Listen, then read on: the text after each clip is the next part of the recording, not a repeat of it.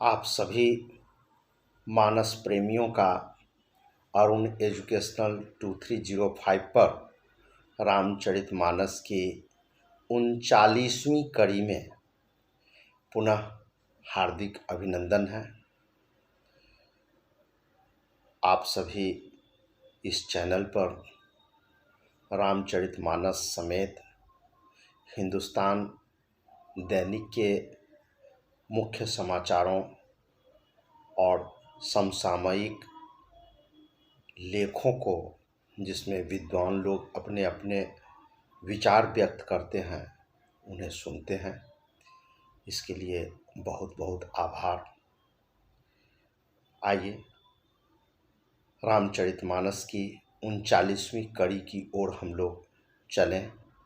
अभी तक हम लोगों ने सुना कि किस प्रकार से मनु और शत्रुपा के तपस्या से भगवान प्रसन्न होकर उन्हें वरदान दिया कि आपको पुत्र रूप में मैं ही आऊँगा, वक्त का इंतज़ार करें, तब तक आप अमरावती जाकर के वहाँ के सुखों का उपभोग करें। वक्त आने पर आपके पुत्र के रूप में मैं स्वयं अवतार लूँगा। वरदान में उन्होंने यही मांगा था कि मैं आप ही के जैसा पुत्र चाहती हूँ। तो भगवान ने कहा था कि हम अपने जैसा कहाँ से ढूंढे, मैं खुद आऊँगा। अब कथा आगे बढ़ती है। कहते हैं कि इच्छा मैं नरवेश संवारे, हुई हूँ प्रगट निकेत तुम्हारे, अनसन्न सहित देह धरि ताता, करी हूँ चरित भगत सुखदाता। मतलब अपनी इच्छा से मनुष्य का जो रूप है, मानव रूप बनाकर मैं तुम्हारे घर प्रकट होऊंगा। हे तात, मैं अपने अंश सहित तुम्हारा पुत्र बनकर धरती पर भक्त जनों को सुख देने वाले विभिन्न प्रकार के चरित्र को करूँगा, विभिन्न प्रकार के लीला को करूँगा। जे सुनि सादर नर बर भागी, भव तरिहहि ममता मद त्यागी, आदि शक्ति जेहि जग उपजाया, सोई सो अवतरहि मोर यह माया। जिन चरित्रों को, जिन लीलाओं को जो भाग्यशाली मनुष्य हैं, वो बड़े आदर सहित सुनकर ममता और मद को त्याग कर माया मोह के जंजाल से मुक्त होकर भवसागर से तर जाएंगे। विभिन्न प्रकार के जो शोक हैं, दुख हैं, कष्ट हैं, जो इस मृत्यु भुवन पर हैं, उन दुखों से पार हो जाएंगे। इसी को कहा जाता है भवसागर से पार होना। आदि शक्ति, यह मेरी स्वरूप भूता माया भी जिसने जगत को उत्पन्न किया है, वो भी अवतार लेंगे। मतलब मैं अकेले नहीं आऊँगा, जो आदि शक्ति हैं, माया भी स्वयं साथ में अवतार लेंगे। पूर्वहुब मैं अभिलाष तुम्हारा, पूरब मैं अभिलाष तुम्हारा, सत्य सत्यपन सत्य हमारा, पुनि पुनियस कही कृपा निधाना, अंतर्धान भये भगवाना। कहते हैं कि तुम्हारी जो अभिलाषा है, मनोकामना है कि पुत्र रूप में मैं तुम्हारे गोद में आऊं, ये अभिलाषा मैं निश्चित रूप से पूरा करूंगा। ये बिल्कुल सत्य है, सत्य है, ये हमारा प्रण है, ये झूठा नहीं हो सकता है, इसका विश्वास करो। इसी बात को बार बार कृपा निधान दोहराते हुए अंतर्ध्यान हो गए। दंपति उर धरि भगत कृपाला, तेहि आश्रम निवसे कछु काला। समय पाई तनु तजियन आशा, जाई किन्ह अमरावती बासा। दंपति मतलब पति पत्नी, मनु और शत्रुपा, दोनों स्त्री पुरुष मतलब राजा रानी, भक्तों पर जो कृपालु है भगवान, उनके स्वरूप को हृदय में धारण करके कुछ काल तक तो आश्रम में रहे। इसके बाद समय पाकर बिना किसी कष्ट के, बिना किसी पीड़ा के शरीर को उन्होंने त्याग दिया और इंद्रपुरी अमरावती में जाकर के निवास किया। यही बात भगवान उन्हें वरदान दिए थे। मतलब जब तक अवतार नहीं होता है तब तक वेटिंग लिस्ट में अमरावती में रहना है, ये कहा गया था। यह इतिहास पुनित अति, उमहि कही वृष के तु। भरद्वाज सुनु अपर मुनि, राम जन्म कर हेतु। याज्ञवल्क्य जी कहते हैं, हे भरद्वाज, इस अत्यंत पवित्र इतिहास को शिवजी ने पार्वती जी से कहा था। अब श्री राम के अवतार लेने का दूसरा भी कारण है, वो भी सुनो। सुनु मुनि कथा पुनीत पुरानी, जो गिरिजा प्रति शंभु भवानी। जो गिरिजा प्रति शंभु बखानी, विश्व विदित एक कै कै देशु। सत्य केतु तह बसई नरेशु। कहते हैं कि हे मुनि, वह पवित्र और प्राचीन कथा सुनो। याज्ञवल्क्य जी कथा सुना रहे हैं भारद्वाज मुनि को, इसलिए उन्होंने भारद्वाज जी को संबोधित करते हुए दूसरी कथा सुना रहे हैं जो राम जन्म के बारे में है। एक कथा तो वो सुना दिए जो कथा शिवजी ने पार्वती जी को सुनाई थी। अब दूसरी कथा सुना रहे हैं और ये भी कथा शिवजी ही पार्वती को कहे थे। कहते हैं कि दुनिया में एक कैकेय नाम का देश बहुत प्रसिद्ध था। वहाँ एक राजा रहते थे जिसका नाम सत्यकेतु था। बहुत ही प्रजा प्रेमी राजा थे। उनके राज में प्रजा को कोई कष्ट नहीं होता था। धर्म धुरंधर नीति निधाना, तेज प्रतापशील बलवाना। तेहि के भय जुगल सुत बीरा, सब गुण धाम महारंधीरा। वे जो थे सत्य को मानने वाले, धर्म की रक्षा करने वाले, नीति के खान थे, तेजस्वी थे, प्रतापी थे, सभ्य और सुशील थे, बलवान थे।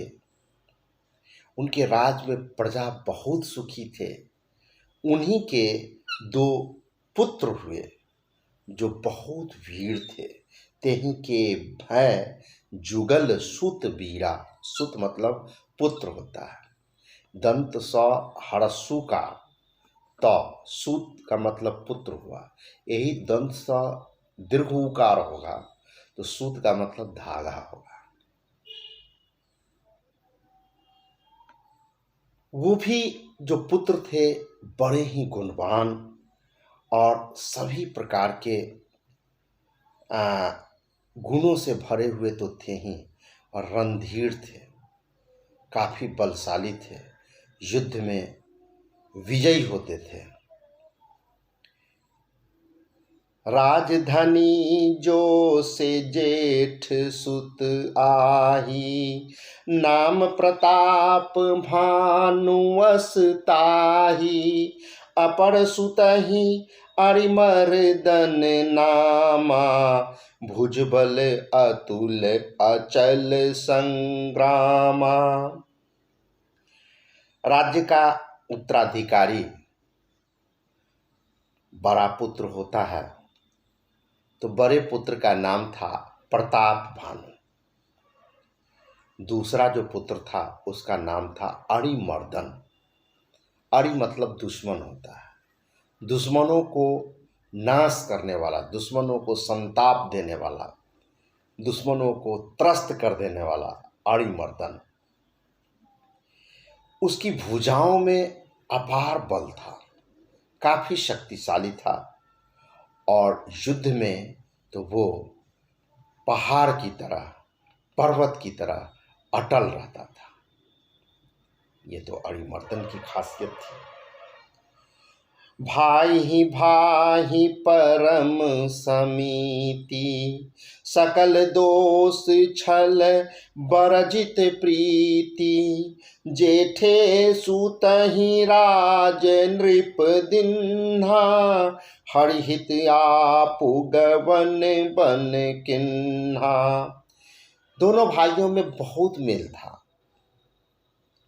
भाई ही परम समीति, बहुत मेल था। सब प्रकार के दोषों और छलों से रहित होकर के उन दोनों में सच्ची प्रीति थी। इतनी प्रीति थी कि कोई उसके में बिलगाव पैदा नहीं कर पाता था। राजा ने जो जेठ पुत्र था, जेठ माने जो बड़े पुत्र थे, जिनका नाम प्रताप भानु था, उसको राज्य दे दिया और स्वयं वन के लिए प्रस्थान कर गया। राज को त्याग कर भगवत भक्ति के लिए उन्होंने वन का अनुगमन किया, वन चले गए। जब प्रताप रवि भयउ नृप, फिर दोहाई देश। प्रजापाल अति वेद विधि, कतहु नहीं अघलेश। कहते हैं कि प्रताप भानु जब राजा हुआ तो वेदों में जो उत्तम राज करने की जो विधि बताई गई है उसके अनुकूल उन्होंने कुशलतापूर्वक राज किया। राज्य में प्रजा काफ़ी खुश थे, किन्हीं को कोई क्लेश नहीं था, कहीं पर कोई पाप का नाम और निशान नहीं था। नृपहित कारक सचिव सयाना, नाम धर्म रुचि शुक्र समाना। सचिव सयान बंधु बलबीरा, आप प्रताप पुंज रणधीरा। राजा का हित चाहने वाला मुख्य जो परामर्शी होते हैं, प्रधानमंत्री होते हैं, उसमें शुक्राचार्य जैसे तीक्ष्ण बुद्धि वाले धर्मरुचि नाम का उनका प्रधानमंत्री था। इस प्रकार के जो बुद्धिमान मंत्री, बलवान तथा वीर भाई का जब समन्वय हुआ तो राजकाज तो सुंदर होगा ही। राजा स्वयं भी बड़े प्रतापी और रणधीर थे, इसलिए राज्य में किसी प्रकार का कोई कष्ट था ही नहीं। सेन संग चतुरंग अपारा, अमित सुभट सब समर जुझारा। सेन बिलो की राऊ हर्षाना, अरुबाजे गह गहे निशाना। साथ में अपार चतुरंगिनी सेना थी, जिसमें असंख्य योद्धा थे, जो सब के सब रण में मतलब युद्ध में जूझने वाले थे, पूरे बल और पौरुष के साथ लड़ने वाले थे, पीठ दिखाने वाले नहीं थे। अपनी सेना को जब राजा देखते तो बहुत प्रसन्न होते और इस प्रकार से युद्ध के नगारे बजने लगते। घमाघम, धमाधम कहिए, घमाघम कहिए, नगारे, युद्ध भेरी बजना शुरू हो जाता। विजय हेतु कट कई बनाई, सुदिन साधि नृप चलेऊ बजाई। जह तह पणि अनेक लड़ाई, जीते सकल भूप बरियाई। दिग्विजय के लिए मतलब चारों दिशाओं में विजय करने के लिए सेना सज करके तैयार हो गई और राजा पंडितों को बुला करके शुभ मुहूर्त साध कर और डंका बजा करके सभी दिशाओं में विजय पताका फहराने के लिए निकला। जहाँ तहाँ संघर्ष का भी सामना करना पड़ा, बहुत सी लड़ाइयाँ हुई। उसने सब राजाओं को अर्थात सभी दुश्मनों को उन्होंने जीत लिया और इस प्रकार से सप्तदीप भुजबल बस किन्हे, लय लय दंड छारी नृप दिन्हे। सकल अवनि मंडल तेहि काला, एक प्रताप भानु मही पाला। कहते हैं कि अपनी भुजाओं के बल पर उन्होंने सातों द्वीपों, सातों भूखंड जो हैं उनको जीत लिया और फिर वहाँ के जो पराजित राजा थे उनको उपयुक्त दंड देकर उन्हें छोड़ दिया। संपूर्ण पृथ्वी मंडल पर, पूरे धरती पर प्रताप भानु ही एकमात्र चक्रवर्ती सम्राट था।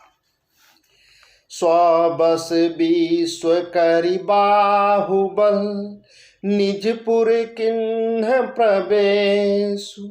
अर्थ धर्म कामादि सुख, सेवई समय नरेशु। संसार भर को अपनी भुजाओं के बल से वश में करके राजा ने अपने नगर में प्रवेश किया।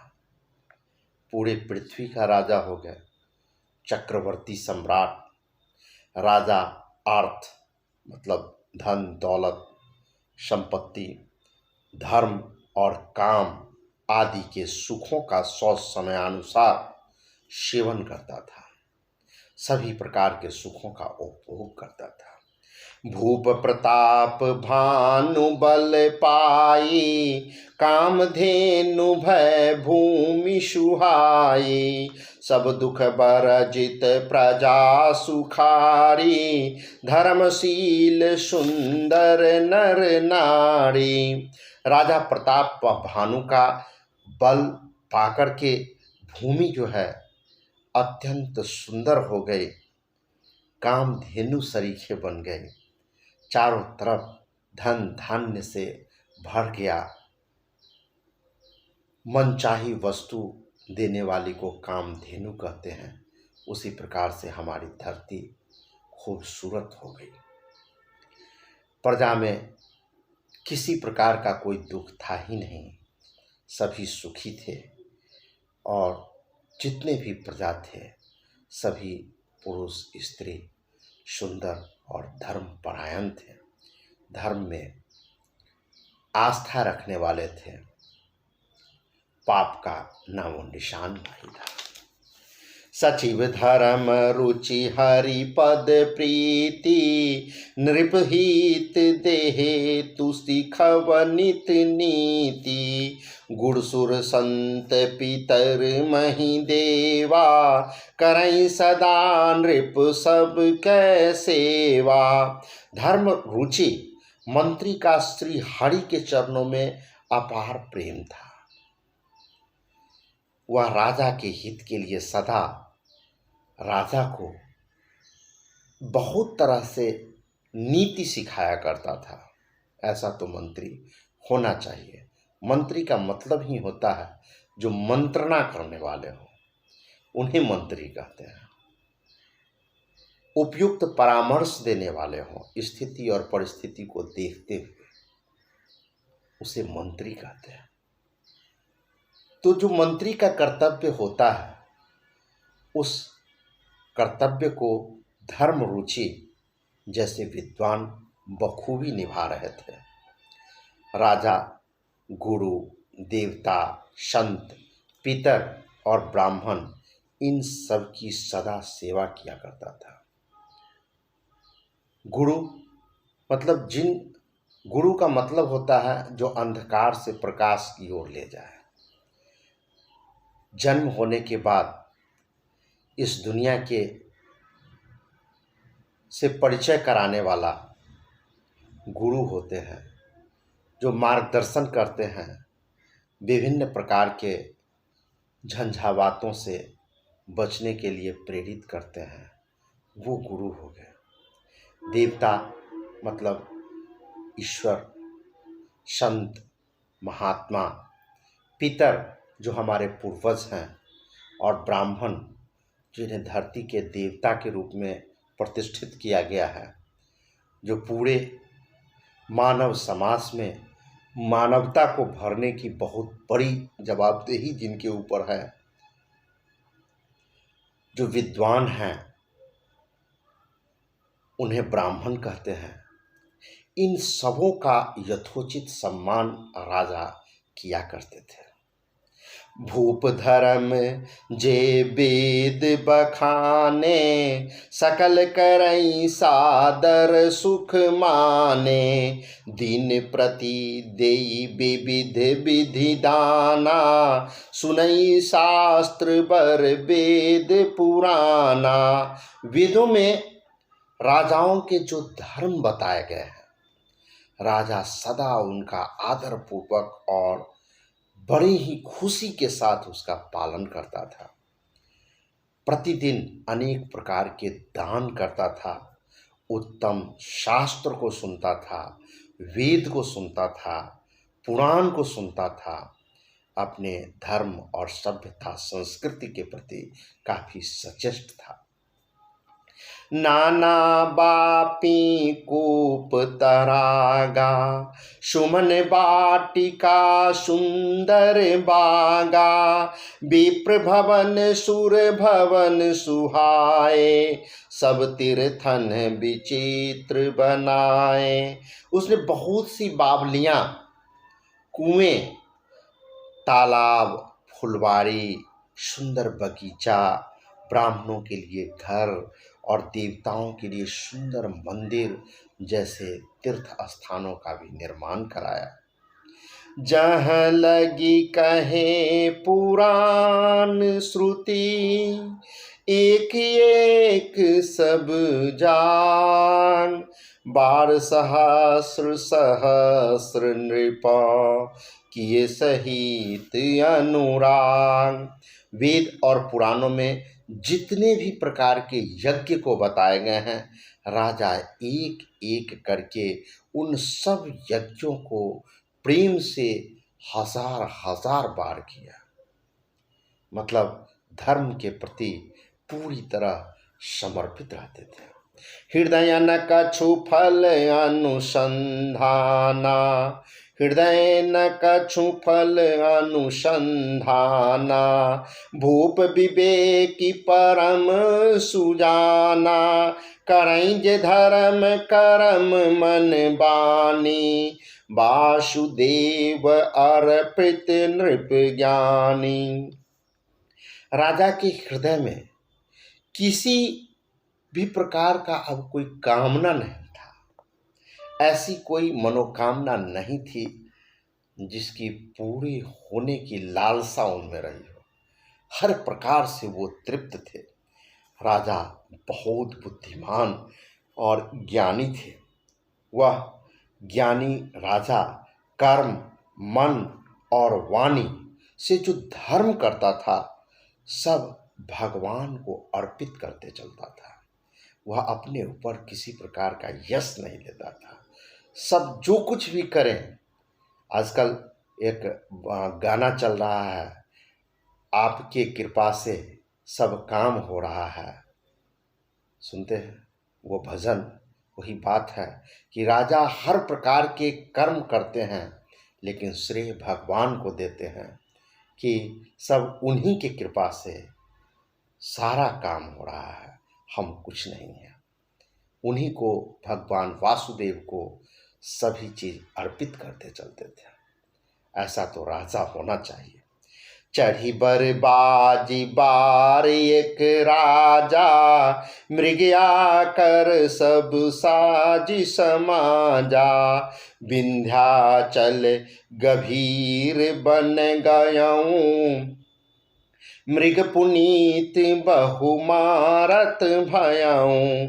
एक बार वह राजा एक अच्छे बाजी मतलब घोड़े पर सवार होकर के शिकार का जो सब साजो सामान होता है उसको सजा करके विंध्याचल के घने जंगलों में गया और वहाँ उन्होंने शिकार किया। बहुत अच्छे अच्छे हिरणों का शिकार किया। मृग पुनीत बहु मारत भयऊ, फिरत विपिन नृप दीख बराहु, जनुबन दूरे उषा सिंह ग्रसिराहु, बर विधु नहीं समात मुख माही, मनहु क्रोध बस उगिलत नाही। राजा ने वन में फिरते हुए एक सूअर को देखा। दांतों के कारण वो ऐसा दिखाई पड़ा। उनको लगा कि ये सूअर ही है। लगता ऐसा था कि चंद्रमा को ग्रस कर मतलब मुंह में पकड़कर राहु जो है वन में आकर के छिपा हुआ है। चंद्रमा बड़ा होने के कारण उसके मुंह में समाता नहीं था और मानो क्रोध के वशीभूत होकर वह उसे उगलता भी नहीं था। मतलब चंद्रमा को राहु ग्रसे हुए है, इस ढंग का उनको लगा। चंद्रमा बड़ा होने के कारण राहु के मुंह में घोटाता नहीं है और गुस्सा इतना है कि उगलता भी नहीं है। ये राजा को ऐसा लगा। कोल कराल दसन छवि गाई, तनु विशाल पीवर अधिकाई, घुरघुरात है आरी पाए, चकित बिलोकत कान उठाए। यह तो सूअर के भयानक दांतों की शोभा कही गई। इधर उसका शरीर भी बहुत विशाल और मोटा था। घोड़े की आहट पाकर वह घुड़घुड़ाता हुआ कान उठाए चौकन्ना होकर के देख रहा था।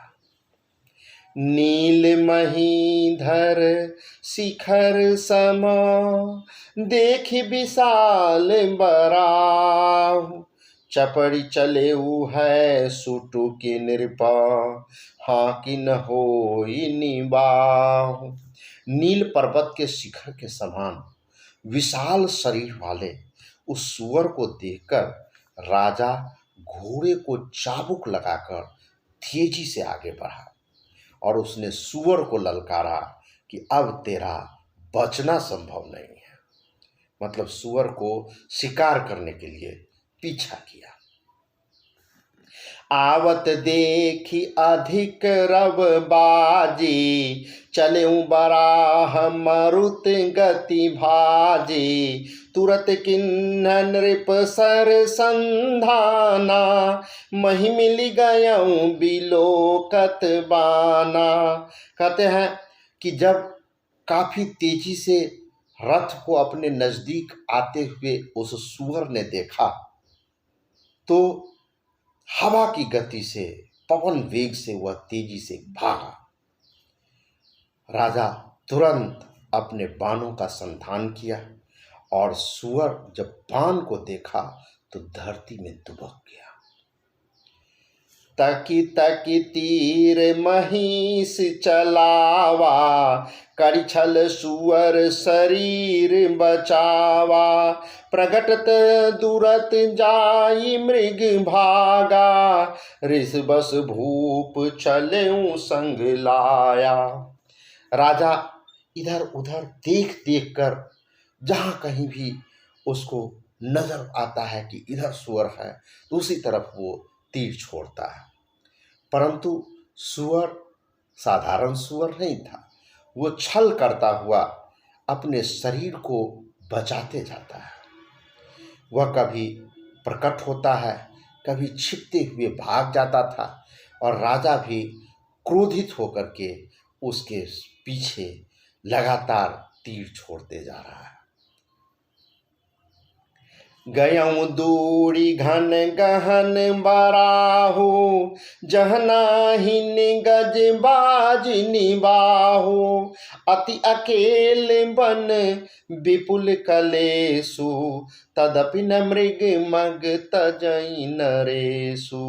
सुअर बहुत दूर ऐसे घने जंगल में चला गया जहाँ पर हाथी घोड़ों को भी जाना संभव नहीं था। उसके लिए रास्ता ही नहीं था, कैसे जाए। उस दुरूह वन की ओर वो सुअर चला गया। वन में बहुत सारे कष्ट थे, फिर भी राजा अपनी जिद पर अड़ा रहा और उस पशु का पीछा करना नहीं छोड़ा।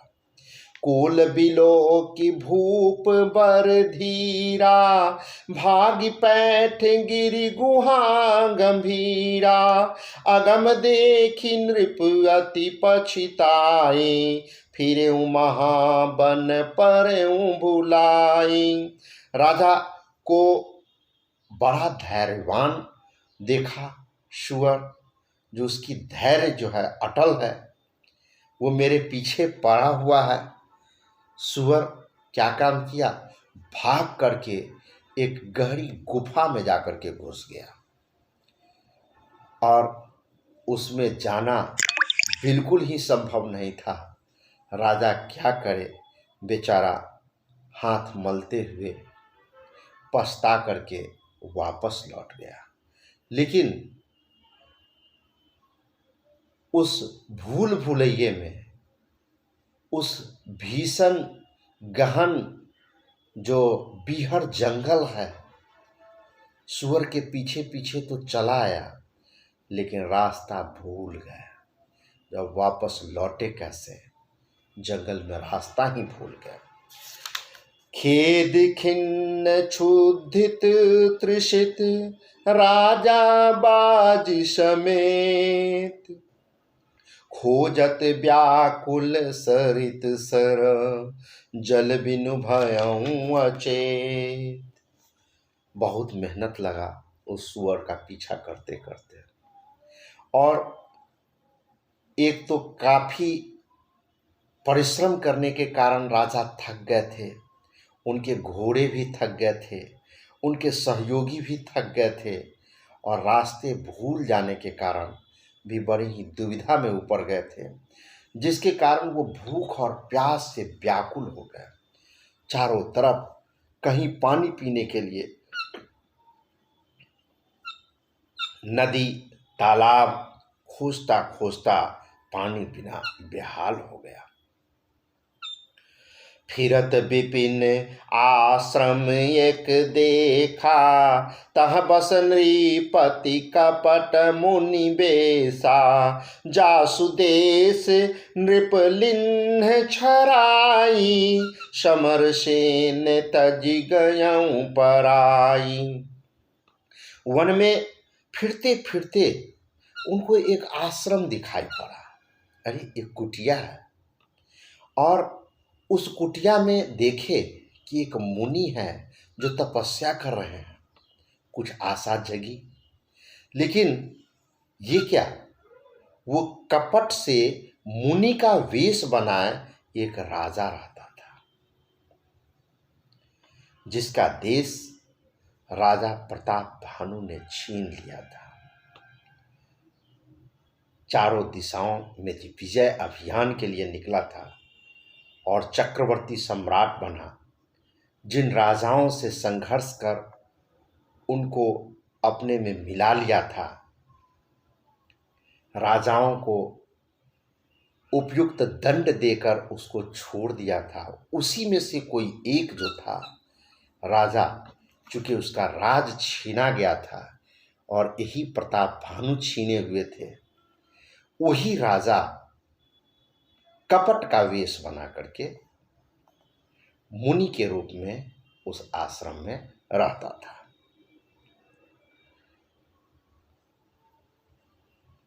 और ये जो मुनि है बना हुआ, वो राजा उस समय में डर के कारण, प्रताप भानु के सेना के डर के कारण, वो अपनी सेना को छोड़ करके ही भाग गया था। समय प्रताप भानु कर जानी, आपन अति असमय अनुमानी, गयऊं न गृह मन बहुत गलानी, मिलान राजहि नृप अभिमानी। प्रताप भानु का अच्छा दिन जानकर और अपना कुसमय बुरे दिन को अनुमान करके उसके मन में बहुत ग्लानि हुई। इससे वह न तो घर गया और न स्वाभिमानी होने के कारण राजा प्रताप भानु से ही जाकर के मेल मिलाप किया। वो ग्लानि से जंगल की तरफ रुख कर लिया था और सन्यासी के वेश में, तपस्वी के वेश में कुटिया बना करके रहता था। ऋषि उर मारी रंक जिमि राजा, विपिन बसई तापस के रासाजा, तासु समीप गवन नृप किन्हा, यह प्रताप रवि तेहि तब चिन्हा। दरिद्र की भांति मन ही में क्रोध को मारकर वह राजा तपस्वी के वेश में जंगल में रहता था। राजा प्रताप भानु तो इससे अनजान था, वो तो उसे ऋषि के रूप में ही समझ रहा था। राजा प्रताप भानु उस कपटी ऋषि के पास गया और जब उसके नज़दीक गया तो प्रताप भानु तो नहीं पहचान पाया, लेकिन वो कपटी ऋषि पहचान गया कि यही प्रताप भानु है, चक्रवर्ती सम्राट। राउ त्रिषित नहीं सो पहचाना, देखि सुबेश महामुनि जाना। उतरि तुरग ते किन्ह प्रणामा, परम चतुर न कहे हूँ निज नामा। राजा तो भूख प्यास से व्याकुल था। वो उस कपटी ऋषि को पहचान नहीं पाया। वो उसे रूप रंग वेशभूषा को देख करके सही में ओरिजिनल ऋषि मान करके उनके सामने गया और सिर झुका करके उनका ऋषि के चरणों में प्रणाम निवेदित किया। और बड़ा चतुर होने के कारण राजा ने उसे अपना नाम नहीं बताया। राजा सतर्क थे, अपना नाम, अपना वास्तविक परिचय नहीं दिया। भूपति त्रिषित बिलोकिते ही, सरबरु दिन देखाय। मज्जन पान समेत हया, किन्न नृपति हर खाय। राजा को प्यासा देखकर उसने सरोवर दिखला दिया। हर्षित होकर राजा ने घोड़े सहित उसमें स्नान और जलपान किया। गए श्रम सकल सुखी नृप भयऊं, निज आश्रम तापस लय गयऊं। आसन दिन अस्त रवि जानी, पुनितापस बोले मृदु बानी।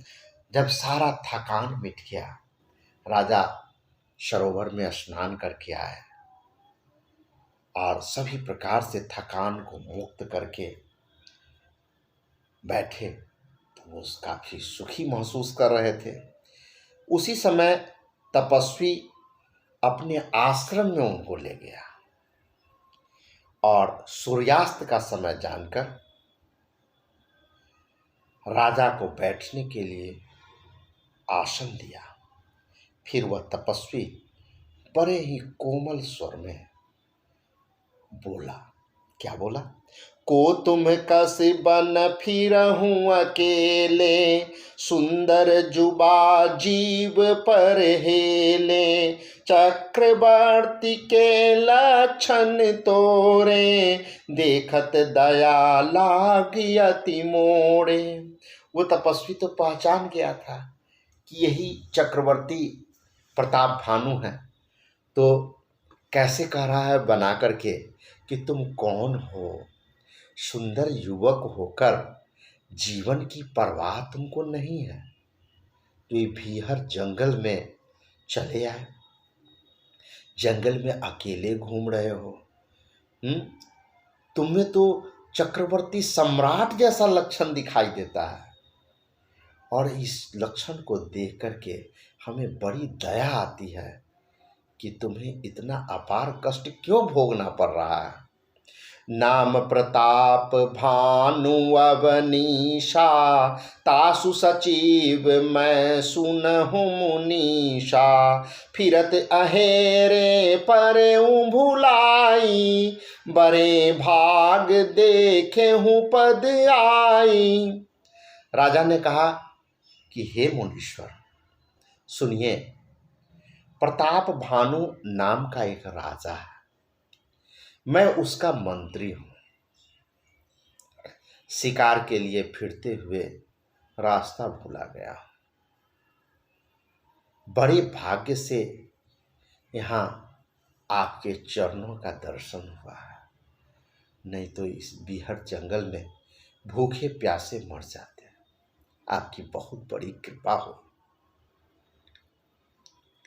हम कहाँ दुर्लभ दरस तुम्हारा, जानत हो कछु भल हो निहारा।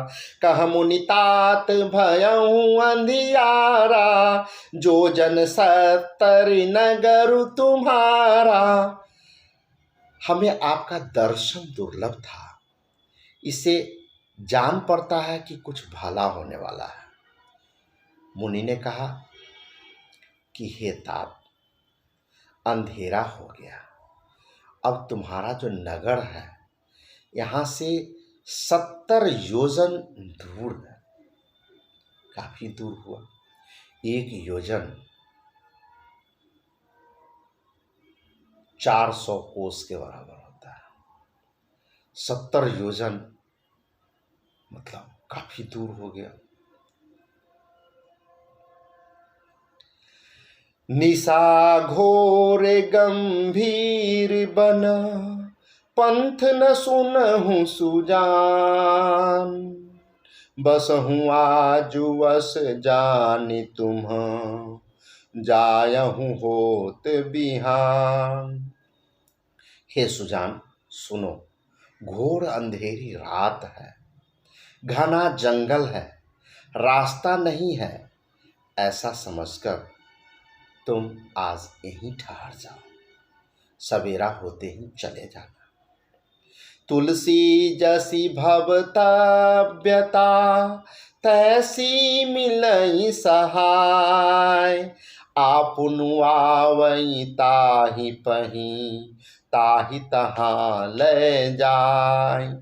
तुलसीदास जी कहते हैं कि जैसा भविता होता है, भवितव्यता मतलब जो होने वाला होता है, वैसा ही सहायक भी मिल जाता है। या तो वह अपने आप ही उसके पास आ जाती है, या वह खुद उस भावी के पास पहुंच जाता है। मतलब हम सभी जो होने वाला है उसके वशीभूत होकर के ही आचरण करते हैं, और उसी के अनुकूल परिस्थितियां निर्मित होती चली जाती है। ये बाबा तुलसीदास जी कह रहे हैं प्रताप भानु राजा के संदर्भ में, कि जिस ढंग से राजा भूख प्यास से व्याकुल था, उसे कोई सहारे की आवश्यकता थी, ठीक वैसा ही परिस्थिति उत्पन्न हो गया। अब क्या होनी है इसको हम आगे देखें। भले ही नाथ आयशु धरि सीसा, बांधि तुरग तरु बैठ महिषा। नृप बहु भांति प्रशंसेउ ताहि, चरण बंदी निज भाग सराही। हे नाथ, बहुत अच्छा, ऐसा कहकर और उस कपट मुनि की आज्ञा को शिरोधार्य कर घोड़े को वृक्ष से बांध दिया, और खुद उस मुनि की बहुत प्रशंसा करते हुए, उसके चरणों की वंदना करते हुए उसके भाग्य की सराहना, अपने भाग्य की सराहना करने लगे। पुनि बोलेउ मृदु गिरा सुहाई, जानि पिता प्रभु करहु ढिठाई। मोहि मुनीस सुत सेवक जानी, नाथ जान नाम निज कहूँ बखानी। फिर सुंदर कोमल वाणी से कहा, हे प्रभु, आपको पिता जानकर मैं ढिठाई करता हूँ। हे मुनीश्वर, मुझे अपना पुत्र और सेवक जानकर अपना नाम विस्तार से बताइए।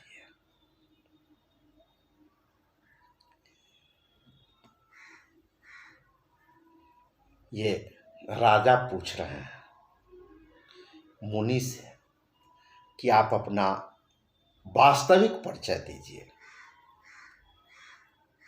कि आप तो मेरे लिए भगवान की तरह आए और हमें सेवा मिला, लेकिन फिर भी मैं थोड़ा ढिठाई कर रहा हूँ। आप थोड़ा अपना परिचय देते तो बड़ी कृपा होती। तेहि न जान नृप निरपहि सो जाना, भूप सुहृद सो कपट सयाना। बैरी पुनि छात्री पुनि राजा, छल बल किन्ह चहहि निज काजा। राजा ने उसको नहीं पहचाना, पर वह राजा को तो पहचान गया था। राजा तो शुद्ध हृदय था और वह कपट करने में चतुर था। एक तो वैरी, फिर जाति का क्षत्रिय, फिर राजा। वह छल बल से अपना काम बनाना चाहता था। समुझ राज सुख दुखित अराती, अवा अनल इव सुल गई छाती। सरल बचन नृप के सुनि काना, भयर संभारी हृदय हर खाना। वह शत्रु अपने राज्य सुख को समझ करके, याद कर करके बड़ा अंदर से दुखी था। उसको तो ऐसा लगता था कि हमारा जो दुश्मन है वो हमारे सामने में बिल्कुल असहाय अवस्था में खड़ा है। उसकी छाती तो जैसे कुम्हार का आवा जलता है बर्तन पकाने के लिए। आवा मिट्टी का बर्तन कुम्हार बनाता है और फिर उसको घास फूस के बीच में रख करके चारों तरफ घास फूस से पूरा पैक करके उसको फिर मिट्टी सान करके लेप देता है और फिर उसमें आग लगा देता है और भीतर से आग बनता है। वो आग का लौ भीतर ही बर्तन को पकाने का काम करता है, बाहर ताव नहीं जाता है। तो ठीक उसी आवे की तरह जो गर्मी भीतर ही भीतर उसको जलाए जा रहे थे, बर्दाश्त के काबिल नहीं था। इस ढंग से उस शत्रु कपट मुनि का छाती जल रहा था, सुलग रही थी, जल रहा था। राजा का जैसा ही सरल वचन सुना, बिल्कुल निष्कलंक, निष्पाप, सरल, बिना किसी छल कपट प्रपंच का, तो उसे अपना वैर याद आ गया और मन ही मन वह हर्षित हुआ, खुश हुआ। कपट बोड़ी बानी मृदुल, बोले जुगुति समेत। नाम हमारे भिखारी अब, निर्धन रहित निकेत। वह कपट में डुबो करके बड़ा ही बुद्धि से कोमल वाणी में कटाक्ष करते हुए अपनी बातों को इस प्रकार व्यक्त किया। कहा, अब हमारा नाम भिखारी है, अब तो हम निर्धन हैं, घर द्वार सब हमारा छीना गया, घर द्वार नहीं है, इसलिए हम जंगल में कुटिया बना करके बाकी जीवन को गुजार रहे हैं। संकेत किया, पहले हम सुखी थे, संपन्न थे। कहन नृप जे विज्ञान निधाना, तुम सारिखे गलित अभिमाना। सदा रही अपन पौंदुराए, सब विधि कुशल कुबेश बनाए। राजा ने कहा कि जो आपके जैसा विद्वान आदमी, जो हर प्रकार के ज्ञान से निपुण है और सर्वथा बिल्कुल आप अभिमान से भी रहित हैं, जरा सा भी आप में ज्ञान का घमंड नहीं है, उसे आप अपने स्वरूप में सदा छिपाए रखते हैं, क्योंकि कुबेश बना करके रहने में ही सब तरह का कल्याण है। प्रकट संत वेश में मान होने की संभावना है और मान से पतन की, मतलब संत वेश बना करके इज्जत तो मिलेगा प्रकट रूप से, लेकिन फिर पतन होने की भी संभावना हो सकती है। तेहते कहीं संत श्रुति टेढ़े, परम अकिंचन प्रिय हरि केड़े। तुम सम अधन भिखारी अगेहा, होत बिरंचि शिवहि संदेहा। इसी से तो संत और वेद पुकार पुकार कर कहते हैं कि परम अकिंचन, सर्वथा अहंकार, ममता और मान से रहित ही भगवान को प्रिय होते हैं। आप सरीखे निर्धन, भिखारी और गृहहीनों को देखकर ब्रह्मा और शिव जी को भी संदेह हो जाता है कि वे वास्तविक संत हैं या भिखारी। जोशी सोसी तव चरण नमामि, मोह पर कृपा करिया अब स्वामी। सहज प्रीति भूपति कै देखी, आप विषय विश्वास विशेषी। कहते हैं आप जो हो सो हो, अर्थात जो कोई भी हो, मैं आपके चरणों में नमस्कार करता हूँ। हे स्वामी, अब मुझ पर आप कृपा करें। अपने ऊपर राजा की स्वाभाविक प्रीति और अपने विषय में अधिक विश्वास को देखकर कपट मुनि गंभीर हुआ और सब प्रकार राजहि अपनाई, बोले अधिक स्नेह जनाई। सुनु सती भाव कहूँ महिपाला, यहाँ बसत बीधे बीते बहु काला। जब कपट मुनि देख लिया कि राजा हर प्रकार से हमारे वश में हो चुका है, तो अधिक स्नेह दिखाता हुआ, अधिक प्रेम को प्रदर्शित करता हुआ, बड़ा ही मुस्कुराते हुए वह बोला, हे राजन, मैं तुमसे सत्य कहता हूँ, मुझे यहाँ रहते बहुत समय बीत गया। अब लगी मोहि न मिले को, मैं न जनावहूँ काहू। लोक मान्यता अनल क्षमा, कर तप कानन दाहू। अब तक न तो मुझे कोई मिला है और न मैं अपने को किसी पर प्रकट करता हूँ, क्योंकि लोक में प्रतिष्ठा अग्नि के समान है जो तप रूपी वन को भस्म कर डालती है। भूल ही मूढ़ न चतुर नर, तुलसी देखी सुबेसु। बचन सुधा सम असन यही, सुंदर के किहि पेखु।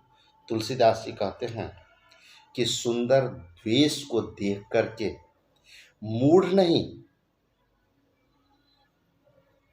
मूढ़ तो मूढ़ ही है, मूढ़ मतलब बेवकूफ, मूर्ख, मूर्ख तो मूर्ख ही है। चतुर मनुष्य भी धोखा खा जाते हैं। मतलब जो मूर्ख है, जो अनजान है, जिसको समझे बूझ नहीं है, वो सुंदर वेश को देख करके धोखा खाया तो क्या खाया।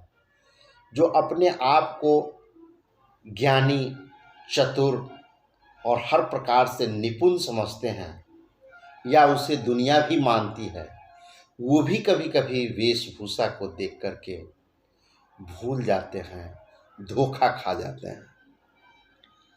जैसे कि सुंदर मोर को देखो, उसका वचन तो अमृत के समान है।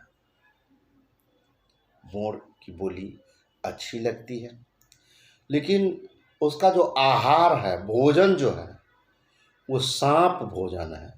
वो सांप का ही भोजन करता है। सुंदर के किहि पेखु बचन, सुधा सम असन आहे। सोरठा है कि बचन सुधा सम असन आही, सुंदर के की पेख। ताते गोपुत रहूं जग माही, हरि तज किमपि प्रयोजन नाही। प्रभु जानत सब बिनहि जनाए, कहूँ कवन सिद्धि लोक रिझाए। कपट तपस्वी ने कहा कि इसी से मैं इस दुनिया में छिप करके रहता हूँ कि भगवान को छोड़ करके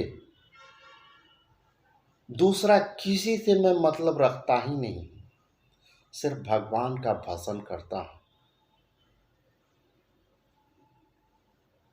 प्रभु तो बिना जनाए ही सब जानते हैं, अंतर्यामी हैं, उनको क्या बताना कि मैं ये हूँ मैं वो हूँ। इसलिए बस सारा दुनिया का मोह त्याग करके सिर्फ भगवत भजन में ही लगा हुआ रहता हूँ। तो फिर कहो इस संसार को रिझाने से हमको क्या सिद्धि मिलेगी। इसलिए हम अब इस फेरे में नहीं रहते हैं। तुम सुचि सुमति परम प्रिय मोड़े, प्रीति प्रतीति मोहि पर तोरे। अब जौ तात दुरावहु तो ही, दारुण दोष घटयति मोहि। तुम पवित्र और सुंदर बुद्धि वाले हो, इससे मुझे बहुत ही प्यारे हो, और तुम्हारी भी मुझ पर प्रीति और विश्वास है। हे तात, अब यदि मैं तुमसे कुछ छिपाता हूँ तो मुझे बहुत ही भयानक दोष लगेगा। जिमि जिमि तापसु कथयुदासा, तिमि तिमि नृपहि उपज विश्वासा। देखा स्वबस कर्मन बानी, तब बोला तापस बग ध्यानी। देखिए, उस तपस्वी से मिलने पर राजा फिर भी सतर्क था और अपने आप का परिचय मंत्री के रूप में दिया, वास्तविक परिचय नहीं दिया। हालांकि वो कपट तपस्वी इसे पहचान गया था कि यही चक्रवर्ती सम्राट प्रताप भानु है, लेकिन राजा अपने हिसाब से सतर्क रहा। लेकिन अब जैसे जैसे वार्तालाप हो रही है और जैसे जैसे वो कपट मुनि अपने बारे में स्पष्ट करते जा रहा है, उदासीन बातें कर रहा है कि हमको किसी से कोई लेना देना नहीं है, हम भगवान का भजन करते हैं, तो जैसे जैसे इस ढंग की बातें वो करने लगा, प्रताप भानु का विश्वास उस मुनि के प्रति बढ़ता चला गया। इसी विषय पर तो बाबा तुलसीदास जी कह रहे हैं कि जो मूर्ख हैं, बेवकूफ़ है, उसको तो छोड़िए, जो हर प्रकार के ज्ञानी हैं, विवेकी हैं, वो भी कभी कभी वेशभूषा के चक्कर में आकर के वो भूल जाते हैं, उसी के अनुरूप ढल जाते हैं, धोखा खा जाते हैं। और यही प्रताप भानु के साथ हो रहा है। और प्रताप भानु सोच रहा है कि इतने बड़े जब पहुँचे हुए महात्मा हैं तो हम क्यों छिपाव करें, ओरिजिनल बात क्यों न बता ही दिया जाए। ये मन में उनका भाव आ रहा है।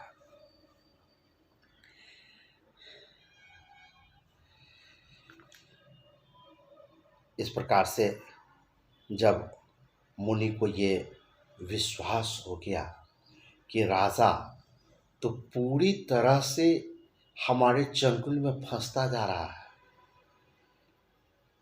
वो पूरी तरह से हमें समर्पित होते जा रहा है, ये हमें महान संत मान रहा है, अब तो लगता है ये वास्तविक बात भी उगल देगा। तो जिस प्रकार से बगुला मछली पकड़ने के लिए तालाब के किनारे कीचड़ में ध्यान लगाए एकटक, सारा दुनिया से कोई लेना देना नहीं, अपने शिकार की तरफ एकटक लगाए हुए रहता है, ध्यान मग्न रहता है और शिकार पकड़ता है, ठीक उसी प्रकार से ये कपटी मुनि भी अपना जो उद्देश्य है उसका, उस उद्देश्य के प्रति बगुले की तरह ध्यान लगा करके वो राजा को हर प्रकार से देखा कि ये कर्म से, मन से और वचन से हमारे वश में आ गया है। और तब वह बोला, क्या बोला?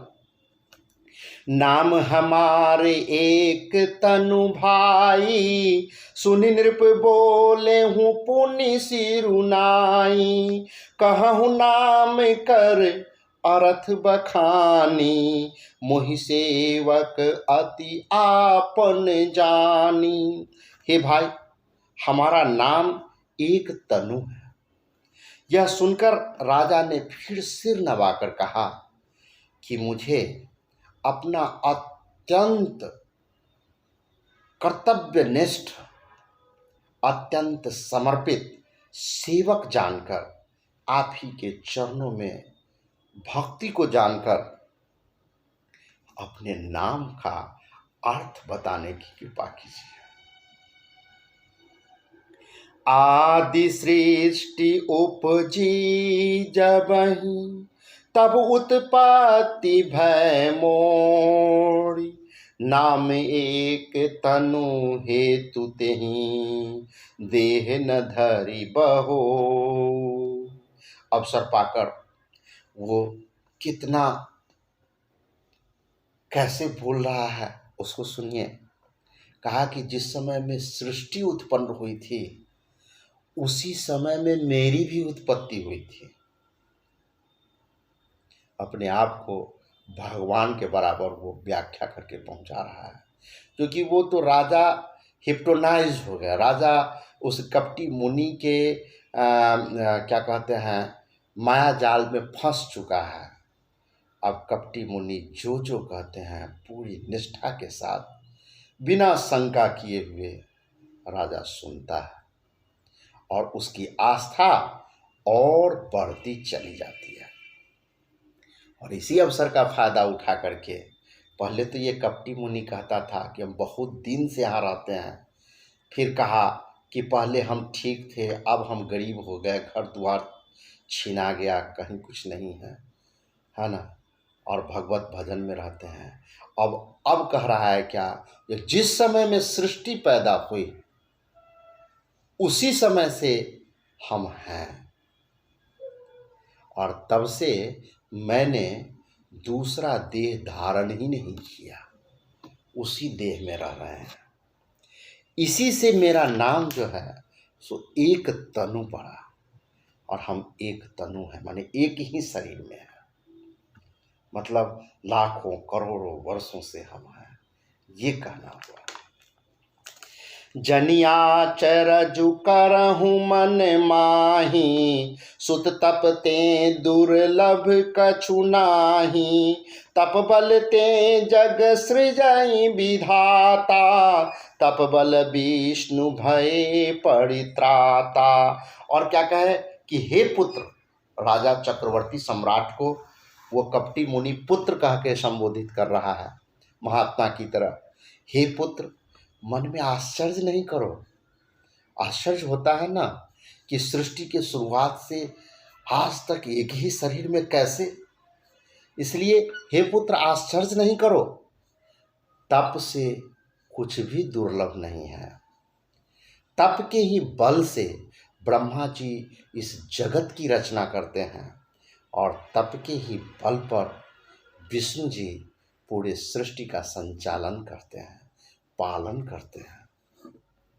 तप बल शंभु करहि संघारा, तपते अगम न कछु संसारा। भयउ नृपहि सुनि अति अनुरागा, कथा पुरातन कहे सुलागा।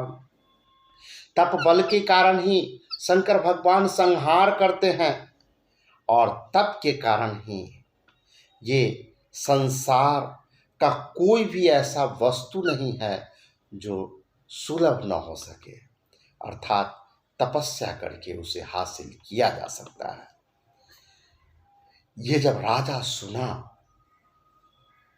तो उसको और मुनि के प्रति अनुराग पैदा हो गया और उसकी निष्ठा बढ़ गई।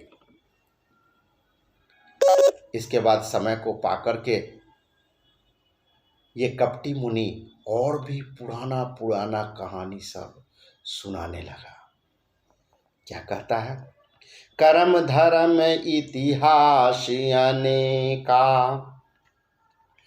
करई निरूपण बिरति विवेका। उद्भव पालन प्रलय कहानी, कहे सी अमित आचरज बखानी।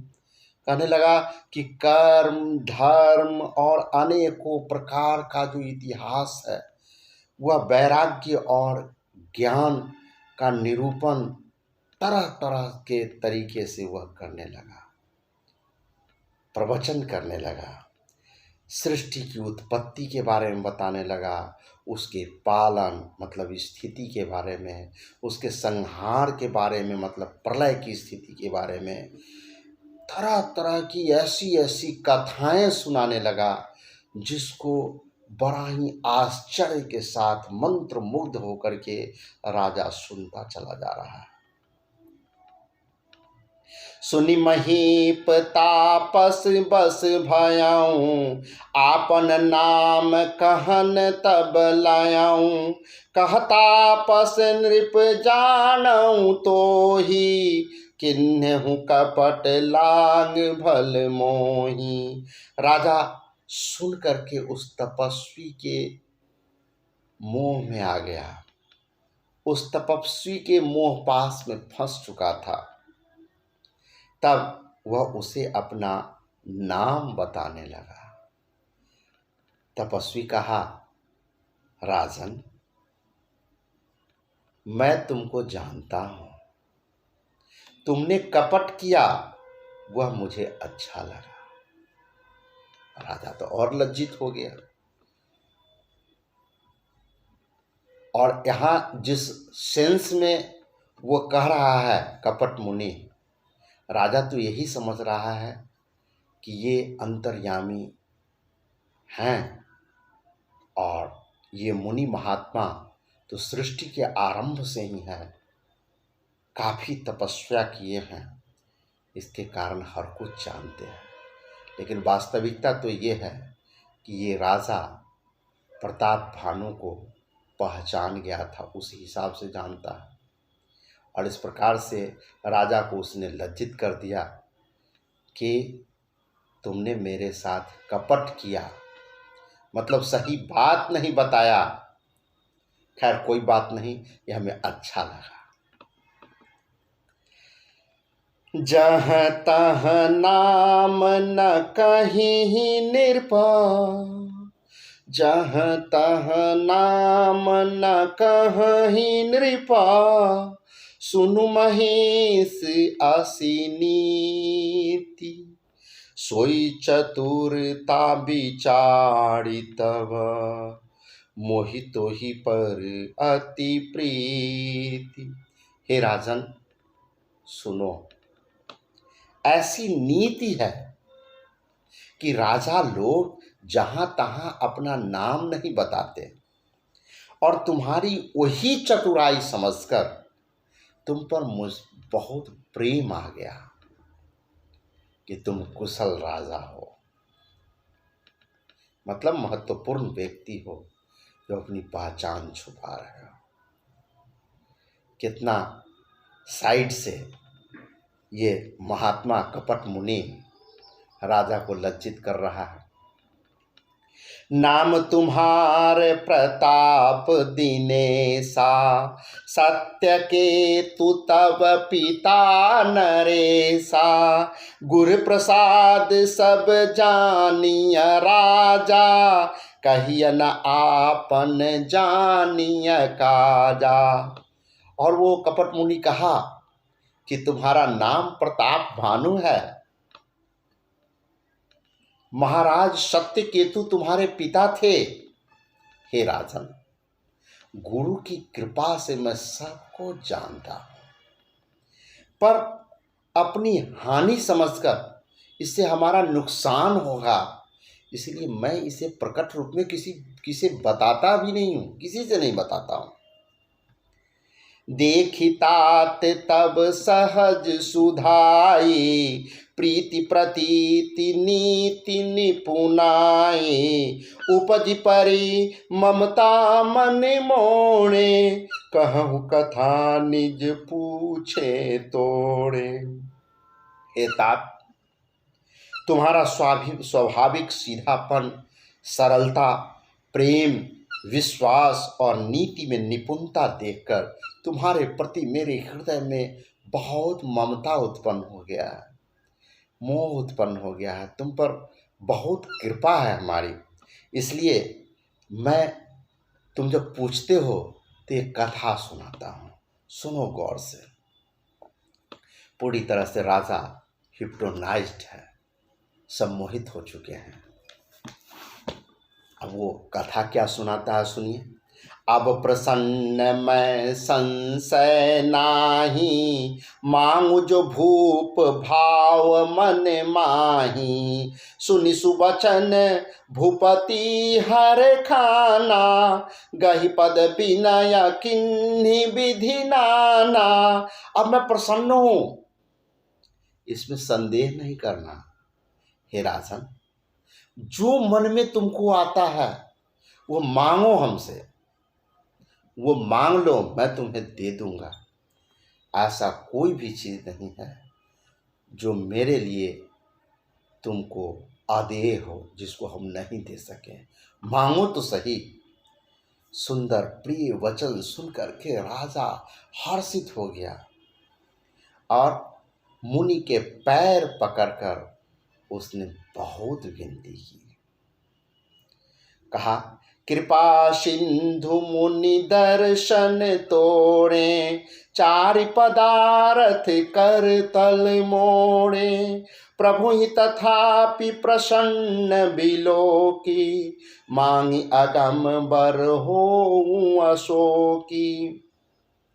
हे दया सागर मुनि, हे दया के सागर, आपके दर्शन से हमें चारों पदार्थ, अर्थ, धर्म, काम और मोक्ष सभी मेरी मुट्ठी में आ गए।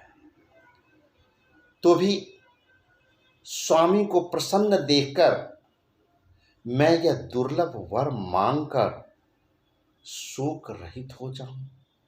क्यों ना, जब हमारे स्वामी प्रसन्न हैं और वो खुद ऑफर कर रहे हैं कि जो मांगना है मांग लो। हालांकि मैं इनके उद्बोधन से, इनके मिलने से, इनकी बातों से मुझे चारों प्रकार की सिद्धियां प्राप्त हो गई। अब कुछ मांगने के लिए बचा ही नहीं, लेकिन फिर भी मौका को खाली हाथ क्यों जाने दिया जाए, क्यों ना कुछ मांग लिया जाए, ये राजा सोच रहे हैं। जरा मरण दुख रहित तनु, समर जितै जनि को। एक छात्र रिपुहीन मही, राजकल्प सत हो। राजा उस कपट मुनि से वरदान मांग रहे हैं।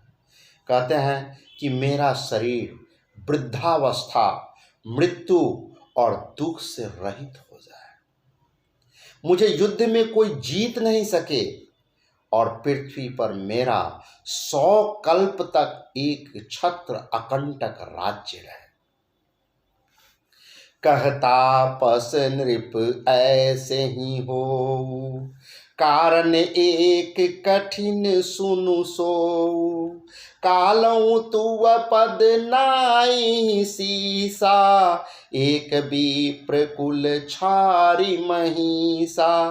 तपस्वी ने कहा कि हे राजन, ऐसा ही हो, लेकिन एक बात थोड़ा मुश्किल है, कठिन है। क्या? उसे भी सुन लो।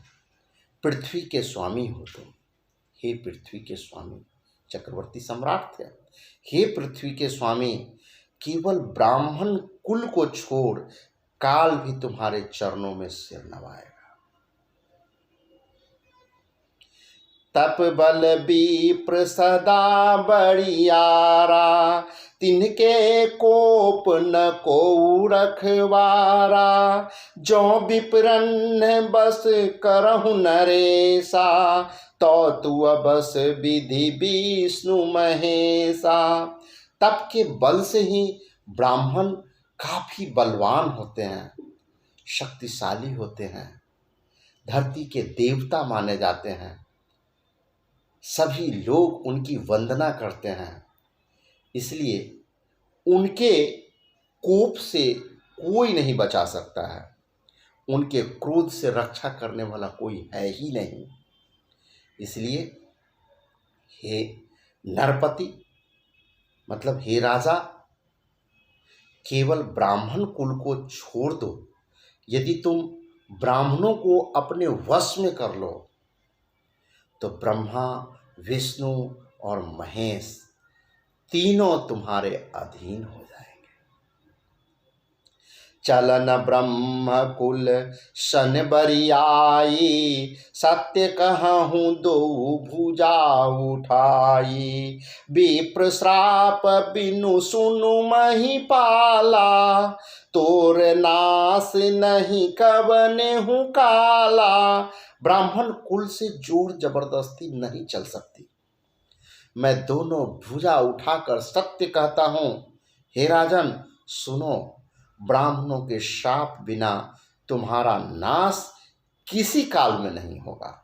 हरखेहु राव बचन सुनितासु, नाथ न होई मोर अब नाशु, तब प्रसाद प्रभु कृपा निधाना, मो कहूँ सर्व काल सकल्याना।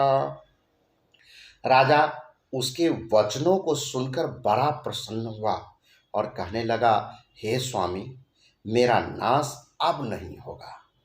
हे कृपा निधान प्रभु, आपकी कृपा से मेरा सब समय कल्याणमय होगा। एवं अस्तु कही कपट मुनि, बोला कुटिल बहोड़, मिलब हमार भुलाब निजा, कहूँ त हम ही न खोड़। एवं अस्तु, ऐसा ही हो, कहकर वह कुटिल कपटी मुनि फिर बोला कि तुम मेरे मिलने तथा अपने राह भूल जाने की बात किसी से भी नहीं कहना।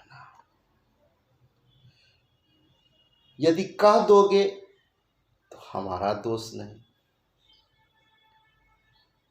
शंका में डाल दिया।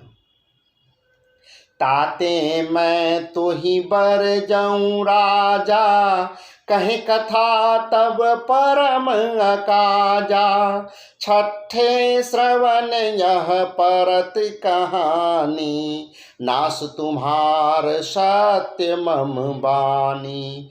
हे राजन, मैं तुमको इसलिए मना करता हूँ कि इस प्रसंग को कहने से तुम्हारी बड़ी हानि होगी, नुकसान होगा। छठे कान में यह बात पढ़ते ही तुम्हारा नाश हो जाएगा। मेरा यह वचन सत्य जानना।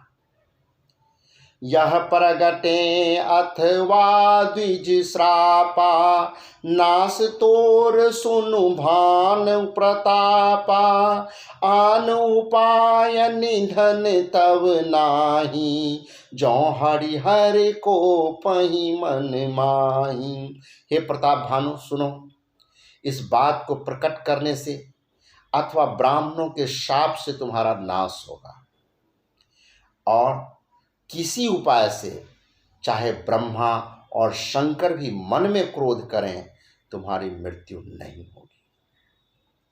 सत्यनाथ पद गहि नृप भाषा, द्विज गुर कोप कहूँ को राखा। राखहि गुर जौ कोप विधाता, गुर विरोध नहीं को जग त्राता। राजा ने मुनि के चरण पकड़ कर कहा, हे स्वामी, सत्य ही है, ब्राह्मण और गुरु के क्रोध से कहिए कौन रक्षा कर सकता है। यदि ब्रह्मा भी क्रोध करें तो गुरु बचा लेते हैं, पर गुरु से विरोध करने पर जगत में कोई भी बचाने वाला नहीं है। राखहि गुर जौ कोप विधाता, गुर विरोध नहीं को जग त्राता। जौ न चलब हम कहे तुम्हारे, हो नाश नहीं सोच हमारे। एक ही डर डर पत मन मोड़ा, प्रभु महिदेव श्राप अति घोड़ा। यदि मैं आपके कथन के अनुसार नहीं चलूँगा तो भले ही मेरा नाश हो जाए, मुझे इसकी चिंता अब नहीं है, पर मेरा मन तो है, हे प्रभु, केवल एक ही डर से डर रहा हूँ कि ब्राह्मणों का शाप बड़ा भयानक होता है। प्रभु महिदेव श्राप अति घोरा। महिदेव, मही माने पृथ्वी, देव माने देवता। पृथ्वी के देवता का श्राप बहुत ही कठोर होता है और भयानक होता है। ये कहीं डर डर पत मन मोरा, और इसी का सिर्फ हमको भय लग रहा है, जो आखिर इसका क्या निदान हो ही विप्र बस कवन विधि, कहूँ कृपा करी सो। तुम तज दीन दयाल निज, हेतु न देखूँ को। वे ब्राह्मण किस प्रकार से वश में हो सकते हैं, कृपा करके वह भी बताइए। हे दीन दयालु, आपको छोड़कर और किसी को मैं अपना शुभचिंतक नहीं मानता, कृपा करके इसका उपाय बताइए। सुनो नृप विविध जतन जग माही, कष्ट साध्य पुनि होहि कि नाही। अहि एक अति सुगम उपाय, तहाँ परंतु एक कठिनाई। तपस्वी ने कहा कि हे राजन, सुनो, संसार में उपाय तो बहुत है, पर वे बहुत कष्ट साध्य हैं। उन उपायों को अपनाने में अपार कष्ट उठाना पड़ता है। बड़ी कठिनाई से ये उपाय हो पाता है, और इस पर भी सिद्ध हो या न हो, इसकी सफलता संदिग्ध है। हाँ, एक उपाय बहुत सहज है, आसान है। राजा कहा, बताइए कौन सा आसान उपाय है। लेकिन उसमें भी एक कठिनता है, उसमें भी एक दिक्कत है। मम आधीन जुगुति नृप सोई, मोर जाब तब नगर न होई। आजु लगे अरु जब ते भयऊँ, काहू के गृह ग्राम न गयऊँ। हे राजन, वह युक्ति तो मेरे हाथ है, पर मेरा जाना तुम्हारे नगर में हो ही नहीं सकता। जब से मैं पैदा हुआ हूं, तब से आज तक मैं किसी के घर अथवा गांव गया ही नहीं। जो न जाऊं तब होइया काजू, बना आई अस मंजस आजू। सुनि महिष बोले मृदु बानी, नाथ निगम असी नीति बखानी। परंतु यदि नहीं जाता हूं तो तुम्हारा काम बिगड़ता है। आज यह बड़ा असमंजस आ पड़ा है। यह सुन करके राजा बड़ा कोमल वाणी से बोला, हे नाथ, वेदों ने ऐसी नीति कही है कि बड़े स्नेह लघुन पर करही, गिरि निज सिर सदा तृण धरही। जलधि अगाध मौली बह फेनु, संतत धरनी धरत सिर रेनु। प्रताप भानु ने कहा कि बड़े लोग छोटे पर स्नेह करते ही हैं। पर्वत अपने सिरों पर सदा घास को धारण किए हुए रहता है। बड़े स्नेह लघुन पर करही, गिरि निज सिर सदा तृण धरही। अगाध समुद्र अपने मस्तक पर फेन को धारण करता है और धरती अपने सिर पर सदा धूल को धारण करती है। आसे कही गहे नरेश पद, स्वामी हो कृपाल। मोहि लागी दुख सहिय प्रभु, सज्जन दीन दयाल। ऐसा कहकर राजा ने मुनि के चरण पकड़ लिए। अर्थात राजा के कहने का आशय कि मुझ जैसे भक्त को आप ही लोग शरण दे सकते हैं, इसलिए आपका स्वागत है। आप मेरे कल्याण के लिए थोड़ा कष्ट भी उठा करके इस उपाय को कीजिए।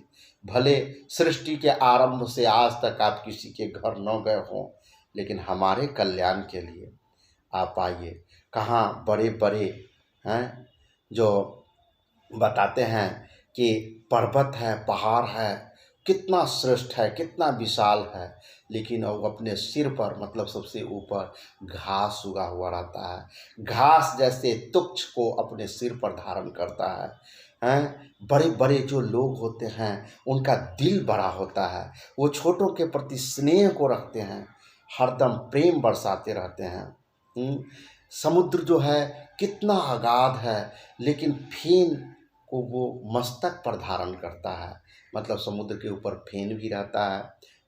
और धरती कितना विशाल है, लेकिन उसको विशालता का घमंड नहीं है, वो अपने सिर पर धूल को धारण किए हुए रहता है।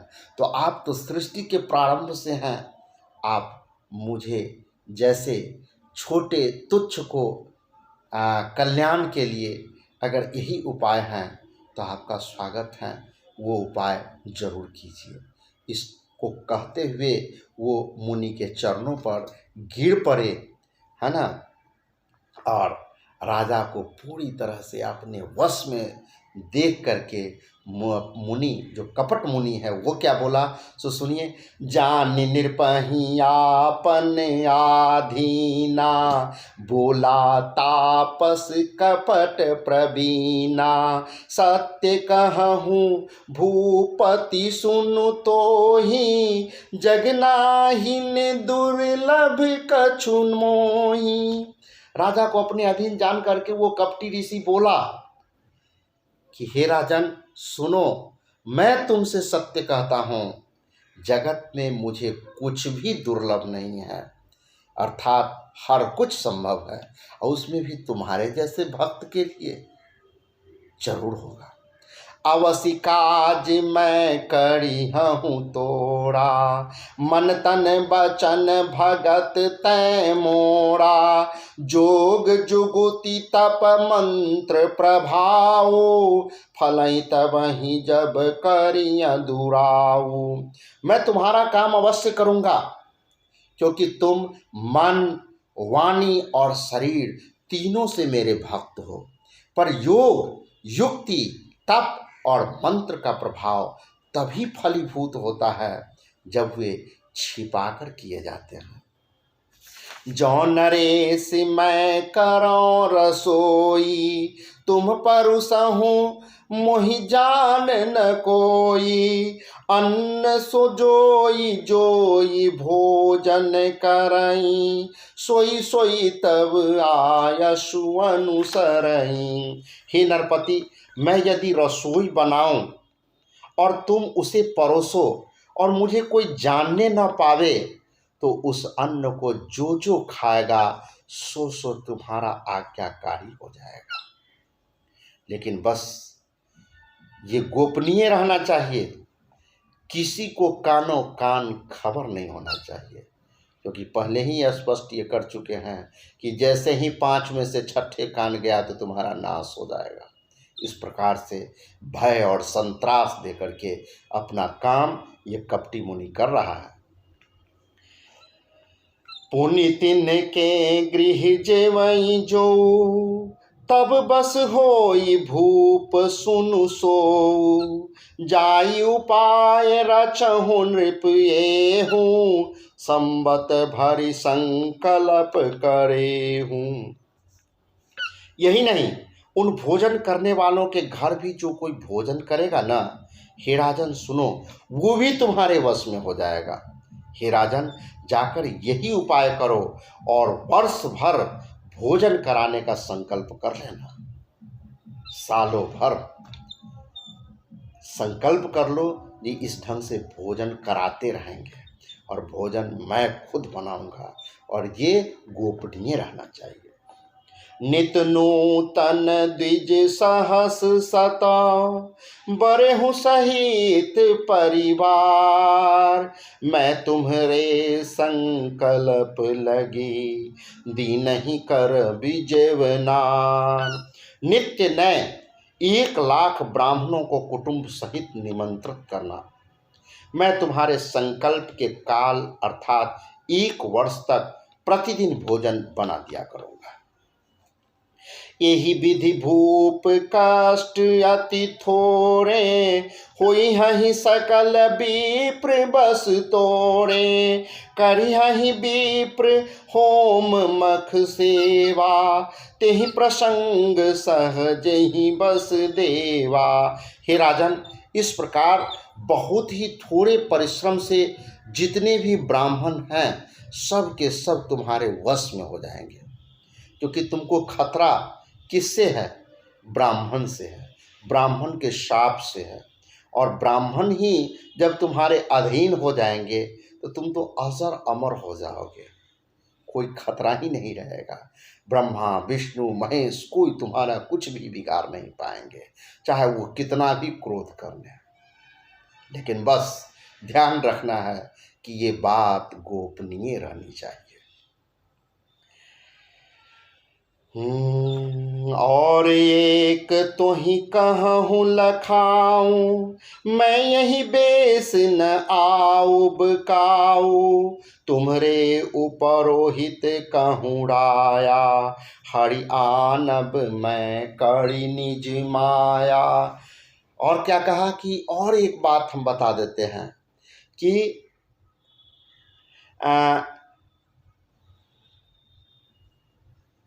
बहुत ही जो अभी हमारा रूप देख रहे हो, इस रूप में मैं वहाँ नहीं आऊँगा। हे राजन, मैं अपनी माया से तुम्हारे पुरोहित को हर लाऊंगा। तप बल ते ही करी आप समाना, रखी हूँ यहाँ बरस परवाना, मैं धरिता सुबेसु सुनु राजा, सब विधि तोड़ संवारब काजा। तप के बल से उसे अपने समान बनाकर 1 वर्ष तक यहाँ रखूंगा। और हे राजन सुनो, मैं उसका रूप बनाकर सब प्रकार से तुम्हारा काम सिद्ध कर दूंगा। गए निसी बहुत शयन अब की जय, मोहितो ही भूप भेंट दिन तीजे, मैं तप बल तो ही तुरग समेता, पहुँचहूँ सोवत ही निकेता।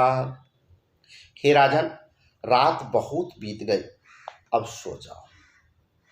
आज से तीसरे दिन मुझसे तुम्हारी भेंट होगी, तप के बल से मैं घोड़े सहित तुमको सोते ही में घर पहुंचा दूंगा। मैं आऊब सोई बेसुधरी, पहचाने हूँ तब मोय, जब एकांत बोलाई सब कथा सुनाऊं तोय। मैं वही पुरोहित का वेश धारण कर आऊँगा जब एकांत में तुमको बुलाकर सब कथा सुनाऊंगा तब तुम मुझे पहचान लेना। शयन किन्ह नृप आयसुमानी, आसन जाई बैठ छल ज्ञानी। श्रमित भूप निद्रा अति आई, सो किमि सोव सोच अधिकाई। राजा ने आज्ञा मानकर शयन किया और वह कपट ज्ञानी आसन पर जा बैठा। राजा थका था, उसे खूब गहरी नींद आ गई, पर वह कपटी कैसे सोता उसे तो बहुत ही चिंता सता रही थी। श्रमित भूप निद्रा अति आई, सो किमि सोव सोच अधिकाई। शयन किन्ह नृप आयसुमानी। काल केतु निशिचर तह आवा, जेहि सूकर होई नृपहि भुलावा। परम मित्र तापस नृप केरा, जानई सो अति कपट घनेरा। उसी समय वहां काल केतु राक्षस आया, जिसने सुअर बनकर राजा को भटकाया था। वह तपस्वी राजा का बड़ा मित्र था और खूब छल प्रपंच जानता था। तेहि के सत सुत अरु 10 भाई, खलयति अजय देव दुखदाई। प्रथम ही भूप समर सब मारे, विप्र संत सुर देखी दुखारे। उसके 100 पुत्र और 10 भाई थे, जो बड़े ही दुष्ट, किसी से न जीते जाने वाले और देवताओं को दुख देने वाले थे। ब्राह्मणों, संतों और देवताओं को दुखी देखकर राजा ने उन सब को पहले ही युद्ध में मार डाला था। तेहि खल पाचिया बयरु सम्हारा, तापस नृप मिली मंत्र विचारा। जेहि पुछै सोई रचनि उपाऊ, भावी बस न जान कछुराऊ। उस दुष्ट ने पिछला वैर याद करके तपस्वी राजा से मिलकर सलाह विचारी, षड्यंत्र किया और जिस प्रकार शत्रु का नाश हो वही उपाय रचा। भावी बस राजा प्रताप भानु कुछ भी समझ नहीं पाया। रिपु तेजसी अकेल अपि, लघु करि गनियन ताहु। अजहु देत दुख रवि शशि, सिर अवशेषित राहु। तेजस्वी शत्रु अकेला भी हो तो भी उसे छोटा नहीं समझना चाहिए। जिसका सिर मात्र बचा हो वह राहु आज तक सूर्य चंद्रमा को दुख देता है। रिपु तेजसी अकेल अपि, लघु करि गनियन ताहु। अजहु देत दुख रवि शशि, सिर अवशेषित राहु।